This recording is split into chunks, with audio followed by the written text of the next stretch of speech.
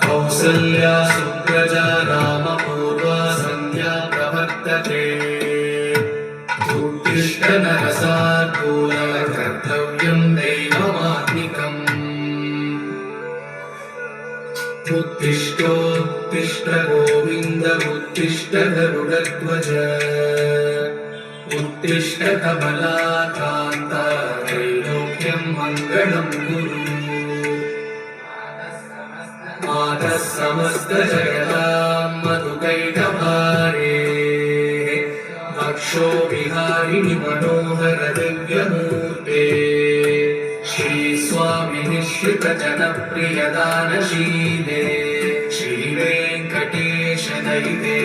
तव सुप्रभातम्